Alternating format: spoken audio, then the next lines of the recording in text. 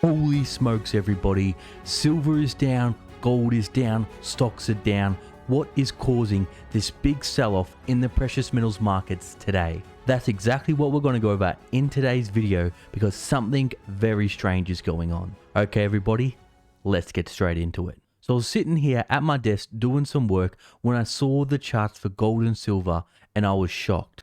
Let's hit the charts, everyone. Okay, everybody, so as of recording this, gold is down 2.33%.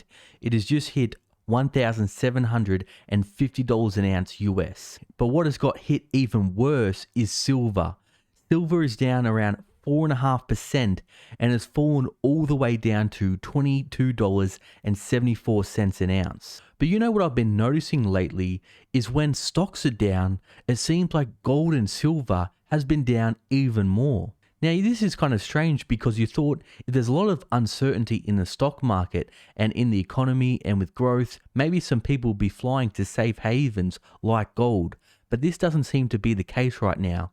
So what is going on in the markets when everything is selling off? Because not only the stock market, gold, silver, but also bonds are dropping off as well.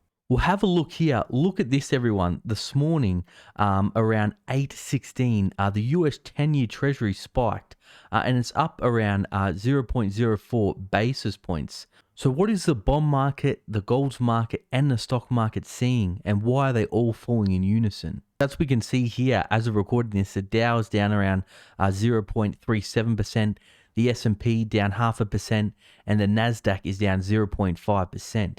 And also, if we look on the international markets, again, I've been warning you about a storm that's coming in China. It's looking like the China economy is going to go down, especially as Evergrande goes down and the housing market goes down. We can see here the Shanghai Index was down 1.3% and the Hong Kong Stock Exchange was down 1.46% today. And the Nikkei was down 0.6%. So again, if stocks are down, why are precious metals down as well? Well, something that I've been warning about that could happen is once the Federal Reserve does taper and bring forward its interest rate hikes, even though they're saying, don't worry, we're not going to lift interest rates anytime soon. But if you do start tapering, then that means interest rate hikes are likely to come, then the dollar will strengthen. And that's what we're seeing today. And I think this is a reason why the precious metals are falling. It's obviously not all the reasons, but it's one of the reasons. Let's have a look. Okay, so as we can see here, the US dollar index, it's up nearly 0.5% today. You can see again with the bond market, early this morning, it started trending higher and higher. And some reasons why I think this is anticipation of the Federal Reserve's meeting this month. They're going to have their meeting tomorrow, and I think the markets are pricing in that the Federal Reserve will announce it will start tapering. But also some other economic data came out today as well. So retail sales showed a surprise gain. The markets were expecting retail sales to fall, but our retail sales actually grows 0.7% in August versus the expectations of a 0.8% decline. So again, another reason why the precious metals market may be selling off is maybe the markets think that the US economy is rebounding. They're going to taper because the economy is going so great. Unemployment's going down. Maybe now with the unemployment benefits and all the stimulus being taken away, there's going to be less inflation. The CPI data was still pretty high historically, but it's not been as high as it has been recently. So maybe the precious metals markets think there's going to be less inflation, maybe they're going to lift interest rates, the dollar will strengthen, and that's going to be more bad news for precious metals. Also, something that I think is contributing to the weakening demand for gold and silver with investors is cryptocurrencies. Because before 2008, if you didn't believe in the financial system, if you wanted to hedge against currency debasement and inflation, and you thought there was a huge crash, everybody would go to gold and silver. But now some people are going towards Bitcoin as a hedge against inflation, as a way to get out of the financial system, to kind of protest the financial system, if you will. And some people thinking it is a safe haven, it is a store of value. Not that I'm saying, that 100% has proved itself to be that yet. I think it still has a long way to come. But a lot of investors do think that. And, $2 trillion has been pumped into this market. So if that $2 trillion was in the precious metals market, gold and silver would be at least 50% higher. And also, there's something else we have to address. Obviously, there's huge amounts of manipulation in the gold and silver futures markets. The future prices have been dropping for gold and silver. Obviously, we know the banks through derivatives are manipulating the gold and silver markets. We know there is huge demand for physical gold and silver, and it's always best to hold the physical gold and silver, but the spot price can be manipulated very easily by the banks. And we all know JP Morgan has got caught doing this, but it seems like all the big banks, all they do is just get a speeding fine. But the question is the market getting it right?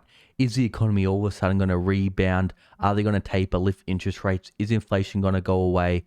And is that going to be bullish news for stocks? Is stocks earnings going to increase? Is global growth going to continue? And is that the reason why gold and silver is selling off? Well, people, I don't think that's going to happen. I think there is big risk with China. If China's economy slows down, we're going to feel it throughout the rest of the world. I think with all the stimulus being taken away in the US economy growth rate is going to slow. And also I think companies' earnings are going to fall with less people having stimulus checks to go out there and spend money that they didn't have before. So I think personally, not financial advice, this is a great buying opportunity for gold and silver because you don't really hear everybody talking about gold and silver at the moment.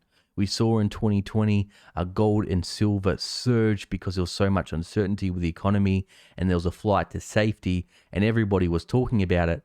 That's not the time you want to get in. These times right now when prices are low, when everybody's thinking, gold and silver is dead, when none of the major finance YouTubers are talking about it, when it's at a big discount historically, these are the times you want to get in. Because we'll look at the chart here, everybody.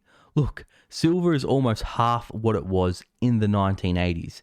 Now, when you factor in inflation, silver should be at least $100.